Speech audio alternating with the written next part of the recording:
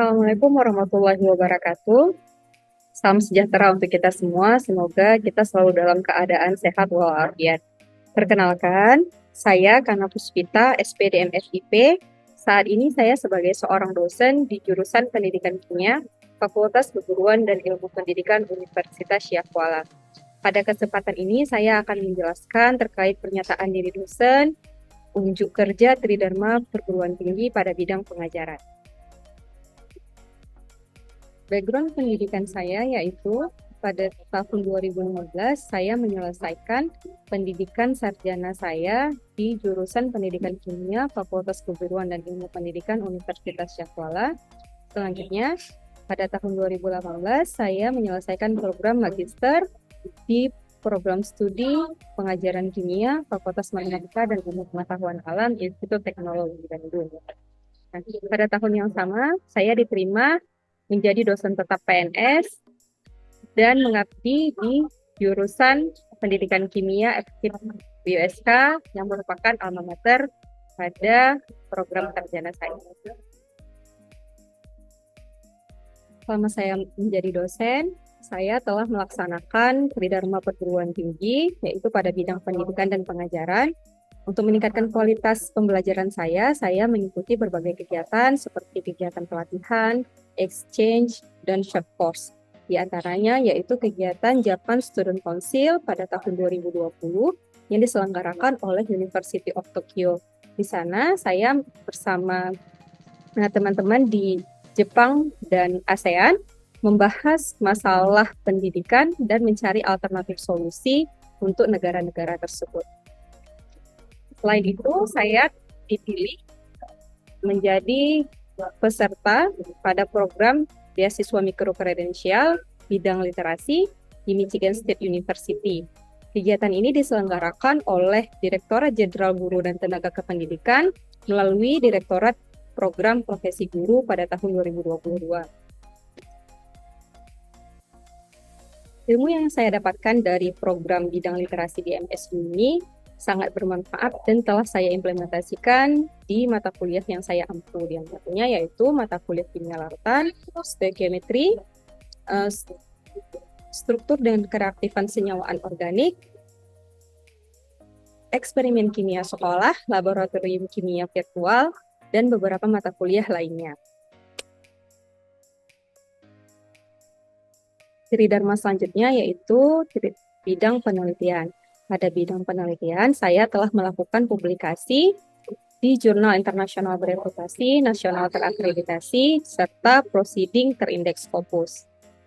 Selanjutnya, Tridharma Pengabdian kepada Masyarakat, saya dan rekan dosen di Universitas Syekh Kuala telah mengimplementasikan ilmu kimia dan pendidikan saya dan pendidikan kimia kepada masyarakat, khususnya ibu-ibu desa Alunaga.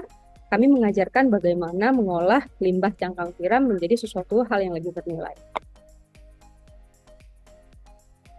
Pada kesempatan ini, saya akan menjelaskan unjuk kerja Tridharma Perguruan Tinggi pada bidang pengajaran yang telah saya implementasikan pada mata kuliah struktur dan kereaktifan senyawa anorganik.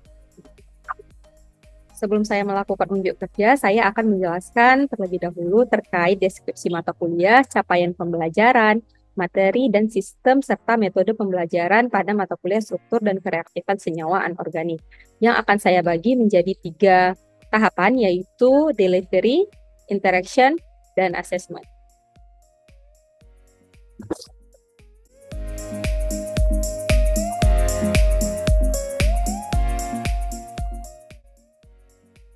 Mata kuliah struktur dan kereaktifan senyawa anorganik merupakan mata kuliah di jurusan Pendidikan Kimia FKIP-USK. Mata kuliah ini memiliki kode EDC 207 dengan bobot 3 SKS dan merupakan mata kuliah wajib pada semester ganjil. Pengampu mata kuliah ini yaitu Profesor Dr. Adlim MSc, Ibu Fazlia Indah Rahmayani SPD MSc, dan saya sendiri Kana Puspita SPD MSIP. Mata kuliah ini diberikan sebagai pengetahuan mahasiswa dalam memahami konsep reaksi, asam basa, redoks, elektrokimia, termodinamika, dan aplikasinya dalam kehidupan sehari-hari. Sebagai contoh, saya juga menjelaskan bagaimana kita dapat mengolah air limbah untuk mengekstraksi logam yang dibutuhkan dengan menggunakan metode adsorpsi. Pada pembelajaran ini tidak terlepas dari capaian pembelajaran lulusan dan capaian pembelajaran mata kuliah untuk mencapai profil lulusan jurusan pendidikan kimia, yaitu sebagai pendidik kimia, peneliti, dan pengelola lembaga pendidikan. Untuk memudahkan penyampaian pembelajaran, materi pembelajaran dibagi menjadi 3 bagian, yaitu bagian pertama reaksi asam dan basa, Arrhenius, Bronsted-Lowry, Lewis, teori asam basa keras yang lunak pada berbagai jenis senyawa. Selanjutnya, bagian kedua ada konsep redoks dalam ekstraksi logam, elektrokimia, dan reaksi-reaksi redoks lainnya. Dan pada bagian ketiga, yaitu aspek termodinamika dan ekstraksi unsur.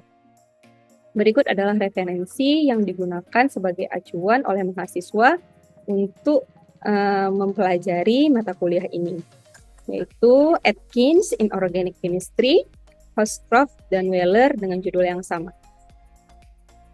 Kepada mahasiswa juga diberikan jurnal internasional bereputasi untuk mempelajari terkait ekstraksi logam.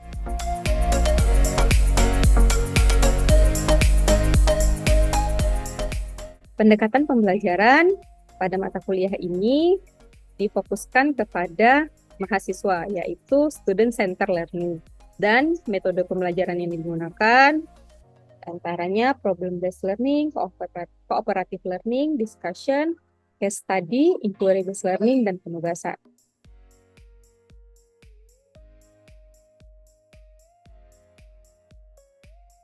Sistem penilaian yaitu ditentukan berdasarkan kinerja sikap 15%, tugas dan kuis 25%, ujian tengah semester, dan ujian akhir semester masing-masing 30%.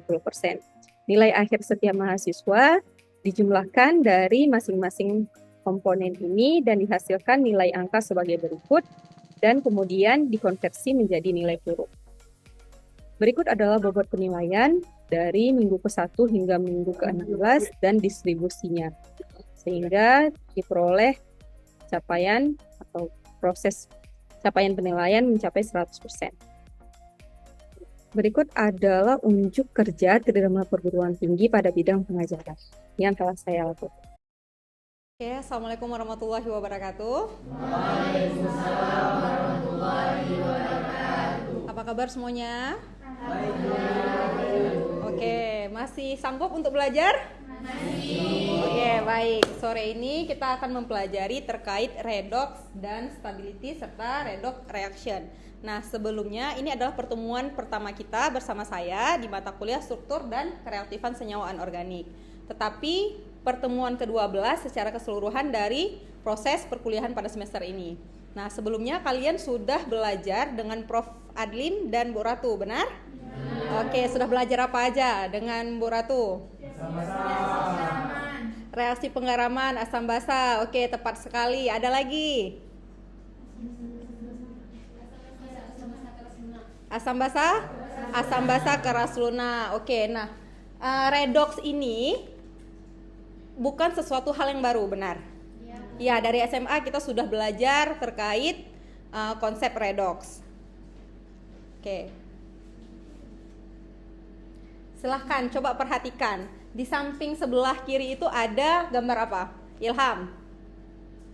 Raja. Silahkan Raja. Ada gambar apa Raja? Mobil, Bu. Oke, mobil. Mobilnya kenapa? Karatan. Oke, mengalami perkaratan. Kira-kira kenapa nih mobilnya bisa berkarat?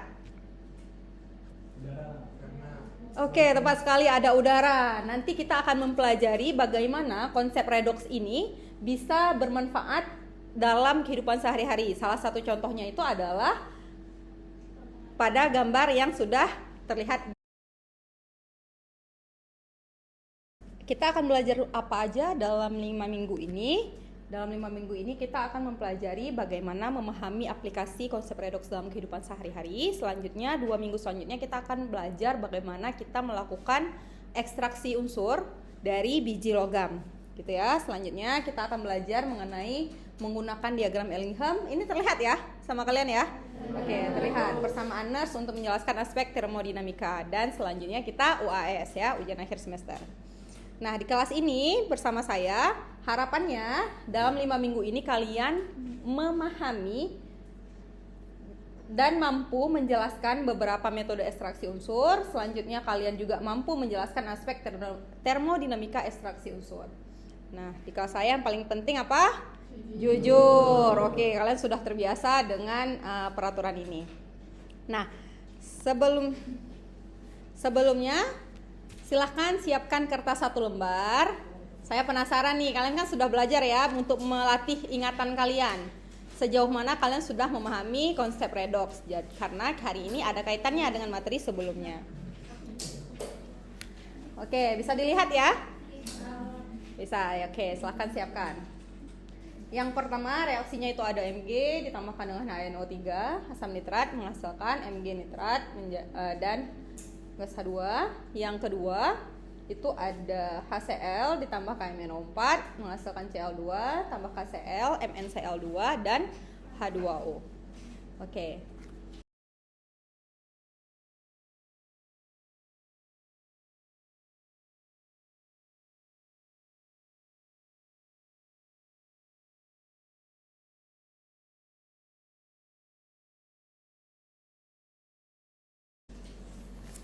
Oke.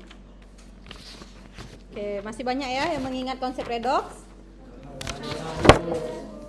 Oke. Oke, untuk reaksi pertama, berapa jumlah Mg-nya? 0. 0 atau 2? 0 atau 2? 0. Lihat, tepat sekali ya. Bilox untuk Mg di sana adalah 0. Oke. Selanjutnya HNO3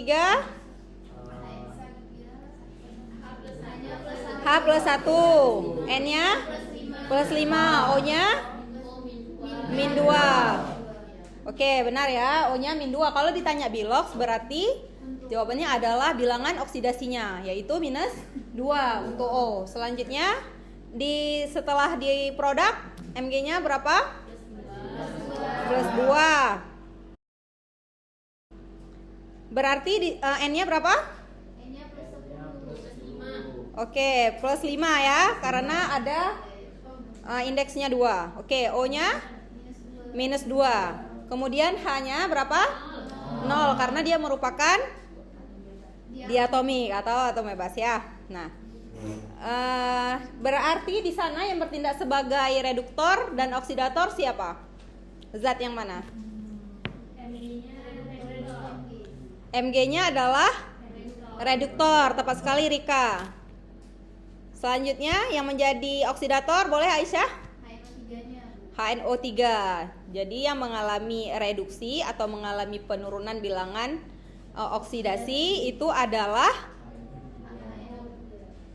senyawanya HNO3, tetapi yang mengalami penurunan bilangan oksidasi adalah si nitrogen.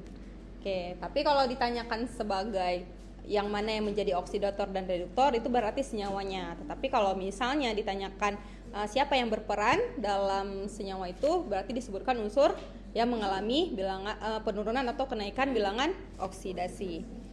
Sekarang kenapa kita perlu mempelajari konsep redoks untuk memahami ekstraksi unsur?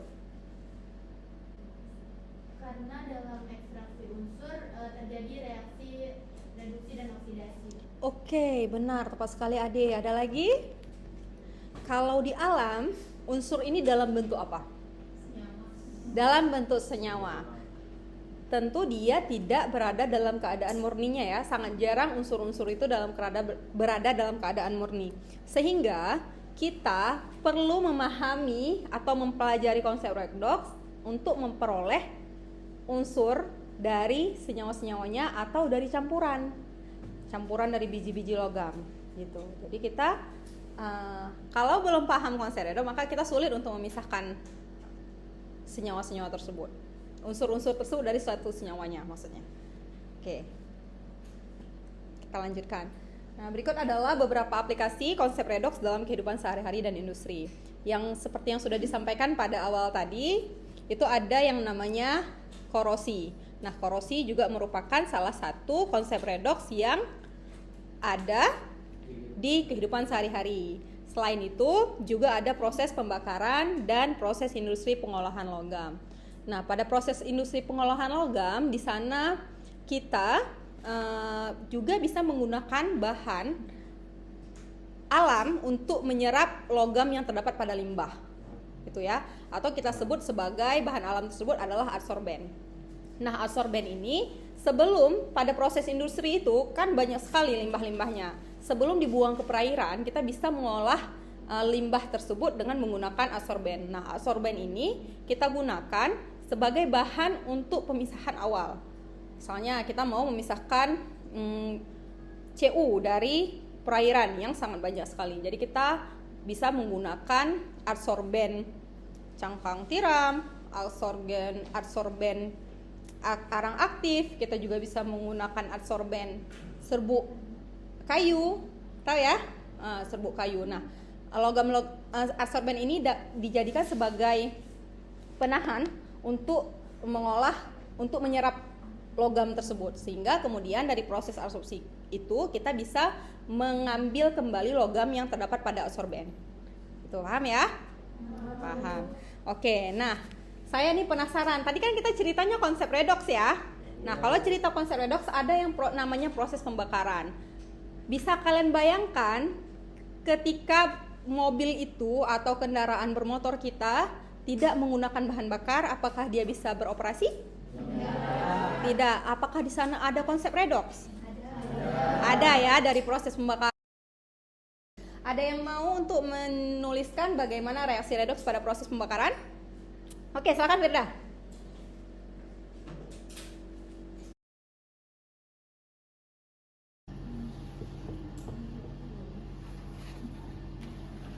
C-nya ada 1, hanya sebelah kiri ada 4, sebelah kanan 2. Oke, berarti di sini adalah 2 H2O yang mengalami oksidasi. Ini yang mengalami reduksi adalah si O2. Oke. Ini O-nya. Sudah? Belum setara juga? Berapa ada lagi? O-nya sebelah kanan ada? Di sebelah kanan ada 2, ada 4. Oksigennya berarti di sini ada 2. Oke, tepat sekali. Ini salah satu contoh konsep redoks pada proses pembakaran logam transisi ya, itu memiliki beberapa bilangan oksidasi, sehingga dia di alam kalau beberapa bilangan oksidasi berarti dia memiliki ya banyak kategorinya, karakteristiknya ya, dari satu biloks dengan biloks lainnya tentu karakteristiknya banyak. Banyak juga inorganik atau anorganic compound itu yang merupakan atau menjadi katalis pada reaksi redoks. Kemudian, dan ini juga yang digunakan pada industri. Tadi kan kita bahas terkait terkait industri dan industri pengolahan logam. Nah, dan seterusnya ya. Oke. Sekarang kita masuk ke tahap diskusi ya. Kita ada 3 tema di sini. Yang pertama itu ada undersea steel structure, sacrificial anodes, and cathodic protection. Di sana itu membahas terkait bagaimana kita melakukan perlindungan katodik. Sering ya dengar ya, perlindungan katodik pada steel yang di bawah permukaan laut. Yang kedua itu ada kontribusi SO2 untuk hujan asam. Nah, yang ketiga itu ada Cooper Research and Recycling. Berarti bagaimana kita memperoleh CU dengan mengolah limbah dari proses industri. Kelompok 1, kelompok 2, kelompok 3 ya. Kelompok 2, 4, 6. Ya Kak, betul Kak. Oke, semuanya masing-masing sudah memegang kertas yang saya berikan ya. Nah, di sana ada lembar kerja mahasiswa. Kalian bisa menjawab, baca, pelajari, dan diskusikan di tim kecilnya terkait topik yang saya berikan. Nah, kemudian jelaskan, yang pertama itu jelaskan konsep redoks pada tema yang telah diberikan. Yang kedua, tuliskan reaksi redoks yang terjadi, perubahan biloksnya, serta tentukan yang mana yang oxidizing agent atau reducing agent. Gitu ya. Sampai sini ada yang ingin ditanyakan terkait diskusi kelompok kita? Terkait kasus yang sudah saya berikan? Belum ya, nanti proses kita bertanya ya, tentu banyak pertanyaan. Oke, baik. Jangan segan untuk bertanya ke saya ya.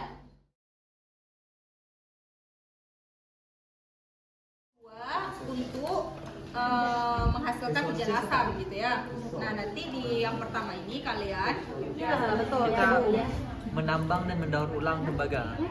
Tepat sekali Alex, benar.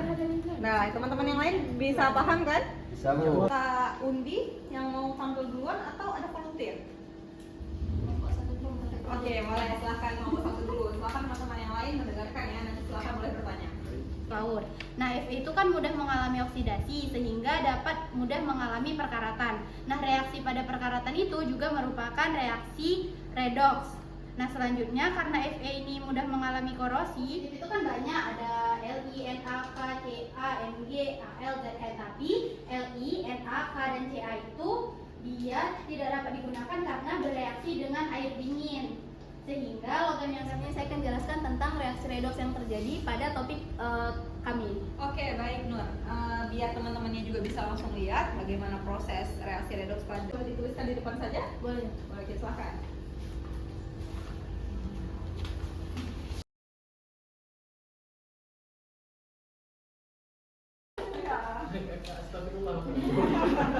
Oke, mari kita beri aplaus untuk kelompok satu yang belum berhasil. Oke, bagaimana itu? Ada pertanyaan untuk tema yang tadi? Kasus yang sudah dijelaskan oleh kelompok satu kan? Ya, Bu. Boleh, silakan ke kelompok satu ya nanya ya. L sama Zn. Nah, dari ketiga logam itu kira-kira mana yang lebih sempurna atau mana yang lebih sering digunakan? Oke, silakan kelompok satu dijawab. Jadi, izin menjawab pertanyaan dari Rizwan. Tadi kan ditanya logam mana yang paling baik. Jadi logam paling baik itu adalah Mg dengan energi potensial sebesar 3,17, sedangkan kalau Zn itu 1,56. Oke, kita beri aplaus untuk kita semua karena sudah Oke, ada yang ingin ditanyakan sebelum kita berakhir? Enggak, kalau enggak berarti saya yang nanya ya. Oke, kira-kira apa yang dihasilkan atau yang didapatkan pada proses pembelajaran hari ini? Jadi pembelajaran hari ini yang dapat saya simpulkan itu jadi dari reaksi redox ini itu adalah reaksi yang mana ada perubahan dari distribusi antar dua senyawa kimia yang terlibat dalam satu reaksi. Dan terus untuk contoh reaksi redox di kehidupan sehari-hari yang tadi aku jelaskan itu salah satunya seperti ada pembakaran, ada korosi ataupun proses pengolahan di industri biji besi. Oke, tepat sekali. Proses redox pada kehidupan sehari-hari dan industri. Kalian juga sudah menjelaskan tadi terkait bagaimana prosesnya asam yang diakibatkan oleh adanya tambang Cu ya, adanya tambang Cu sehingga menghasilkan proses samping atau produk sampingnya itu adalah gas SO2 yang merupakan salah satu dari penyumbang terjadinya hujan asam gitu ya. Oke, mungkin kita cukupkan pada hari ini. Sebelumnya tentu kita harus ada evaluasinya ya. Oke, silahkan kuisis seperti biasa kita menggunakan kuisis. Silahkan saya kirimkan kuisisnya ke komtiknya siapa? Alex. Oke, Alex, saya kirimkan ya ke Alex ya. Baik, saya akhiri pertemuan kita hari ini. Semoga ada manfaatnya. Wabillahi taufiq wal hidayah. Assalamualaikum warahmatullahi wabarakatuh. Waalaikumsalam warahmatullahi wabarakatuh. Demikian pernyataan diri dosen, unjuk kerja Tridharma Perguruan Tinggi bidang pengajaran. Atas perhatiannya, saya ucapkan terima kasih. Saya akhiri. Wassalamualaikum warahmatullahi wabarakatuh.